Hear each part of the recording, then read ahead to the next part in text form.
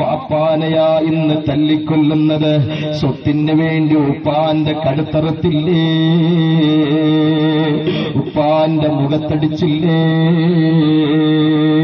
കഴിഞ്ഞ വർഷമല്ലേ എന്റെ സഹോദരങ്ങളെ മലപ്പുറത്ത് വെച്ചുകൊണ്ട് ബാബ എന്ന് പറയുന്ന സഹോദരന് 10-40 വർഷക്കാലം ഗൾഫ് രാജ്യത്ത് ജീവിച്ചു. സ്വന്തം മക്കൾക്ക് വേണ്ടിയാ, കുടുംബത്തിന് വേണ്ടിയാ, എല്ലുമുറിയോളം ഗൾഫ് രാജ്യത്ത് പണിയെടുത്തത് മക്കൾക്ക് വേണ്ടിയാ. മക്കൾ സുഖമായിട്ടൊന്ന് ജീവിച്ചു കൊള്ളട്ടെ, അവര് നല്ല ഉടുപ്പിടണം, അവർ നല്ല വണ്ടിയെടുക്കണം, അവരുടെ ശരീരത്തിന് പുഷ്ടിയുണ്ടാകണം, അവർ നല്ല മൊബൈൽ ഉപയോഗിക്കണം. എന്തിനാ മണലാരുണ്യത്തിൽ ഞാൻ ഇങ്ങനെ കഷ്ടപ്പെടുന്നത് എന്ന് ചോദിച്ചാൽ ഏത് പിതാവും പറയുന്നത് മക്കൾക്ക് വേണ്ടിയാ.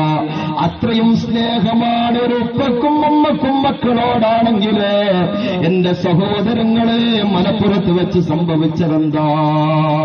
പാവപ്പെട്ട പിതാവ് ഗൾഫ് രാജ്യം, ഗൾഫ് ജീവിതം അവസാനിപ്പിച്ച് നാട്ടിലേക്ക് കടന്നു വരികയാ. അതേ, തന്റെ 2 നിലയുള്ള വീട് ഉപ്പാന്റെ വിയർപ്പിന്റെ ഗന്ധമുള്ള വീടാണ്, ഉപ്പ കഷ്ടപ്പെട്ടുണ്ടാക്കിയ വീടാണ്. ആ ഉപ്പ നാട്ടിലേക്ക് വന്നത് രാത്രികാലത്ത് പോലും ഗൾഫ് രാജ്യത്ത് അധ്വാനിച്ച പ്രിയപ്പെട്ട പിതാവ് നാട്ടിലേക്ക് വന്നിട്ടെങ്കിലും സുഖമായിട്ട് ഇനി ജീവിതത്തിൽ തുച്ഛമായ കാലം മാത്രമാണുള്ളത്. ആ തുച്ഛമായ കാലത്ത് പോലും സുഖമായിട്ടങ്ങ് ജീവിക്കാമെന്ന് കരുതിയ പ്രിയപ്പെട്ട ബാപ്പ ഒരു ദിവസം കരണ്ട് പോവുകയാണ്. മുകളത്തെ നിലയിലാ സഹോദരങ്ങളെ പ്രിയപ്പെട്ട പൊന്നുമകൻ സിനിമ നോക്കിക്കൊണ്ടിരിക്കുകയാ. സിനിമ നോക്കിക്കൊണ്ടിരിക്കുമ്പോഴാ കരണ്ട് പോയത്. വീട്ടിൽ ഇൻവെർട്ടറുണ്ട്.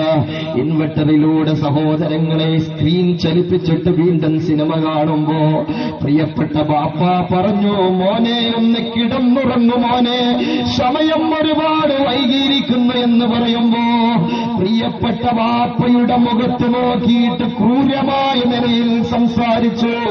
എന്നിട്ടും അതാ ടെലിവിഷൻ ഓഫ് ചെയ്യാത്തതിന്റെ പേരില് സമാധാനം, ഗൾഫിൽ സമാധാനമില്ലാതെ നാട്ടിൽ വന്നിട്ട് കുറച്ച് കാലമെങ്കിലും സമാധാനത്തോടെ ജീവിക്കാമെന്ന് കരുതിയ പ്രിയപ്പെട്ട ബാപ്പ പോയിട്ട് സ്വിച്ച് ഓഫ് ചെയ്യുകയാണ്.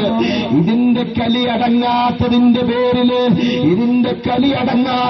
പേരില് ആരാണോ ജീവൻ നൽകിയത്, ആരാണോ താൻ ഈ ഭൂമിലോകത്തേക്ക് കടന്നു വരാൻ കാരണക്കാരനായ തന്റെ പ്രിയപ്പെട്ട പിതാവ്, ഗൾഫ് രാജ്യത്ത് എല്ലുമുറിയോളം പണിയെടുത്ത പിതാവ്, ആ പിതാവിന്റെ കോളർ പിടിച്ചുകൊണ്ട് വീട്ടിന്റെ പുറത്ത് കൊണ്ടുപോയി കാർ പോർച്ചിലിട്ടിട്ട് സഹോദരങ്ങളെ മൂർച്ചയേറിയ കത്തി കൊണ്ടുവന്നിട്ട് പ്രിയപ്പെട്ട ബാപ്പാന്റെ ശരീരത്തിൽ കുത്തുകയാ. മോനേന്ന് വിളിച്ചിട്ട് കൊതിതീരാത്ത പ്രിയപ്പെട്ട ബാപ്പയാണ്. ആ ബാപ്പ ഗൾഫ് രാജ്യത്ത് അധ്വാനിച്ചത് ഈ പ്രിയപ്പെട്ട പൊന്നുമകനാണ്. 10 കൂടുതൽ വരുന്ന മുറിവുകളാ ഉപ്പാന്റെ ശരീരത്തിലുണ്ടായത്. ആ പ്രിയപ്പെട്ട പിതാവ് ആർത്ത് അട്ടഹസിക്കുകയാണ്. അറുത്തിട്ട ഒട്ടകത്തെ പോലെ പരിസരവാസികൾ ഓടി വരികയാ. ഉപ്പാന്റെ ശരീരത്തിൽ നിന്ന് ചോര ഒഴുകുകയാ. എന്റെ സഹോദരങ്ങളെ, ഇന്നാ ലില്ലാഹി വ ഇന്നാ ഇലൈഹി റാജിഊൻ.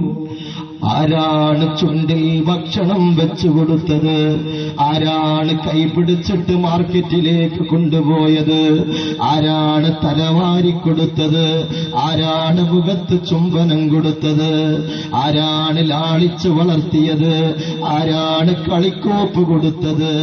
ആ കളിക്കോപ്പ് കൊണ്ടുകൊടുത്ത പ്രിയപ്പെട്ട പിതാവിനെ നിമിഷ നേരത്തെ ചെറിയ പ്രശ്നത്തിന് വേണ്ടി മലപ്പുറത്തെ മണ്ണിൽ വെച്ചിട്ട് ഇഞ്ചിഞ്ചായി വെട്ടി നുറുക്കിയെങ്കിൽ എന്റെ സഹോദരങ്ങളെ, ഉമ്മയോടും ഉപ്പയോടുമുള്ള സ്നേഹം നഷ്ടപ്പെട്ട ഒരു ലോകത്താണ് നമ്മൾ ജീവിക്കുന്നതെങ്കിൽ, അതുകൊണ്ട് എന്റെ പ്രഭാഷണം കേൾക്കുന്ന പ്രിയപ്പെട്ട ഉമ്മയോട് ഞാൻ പറയട്ടെ, ഉമ്മയെ സ്നേഹിക്കുന്ന ഒരു മകന് നിനക്ക് വേണോ?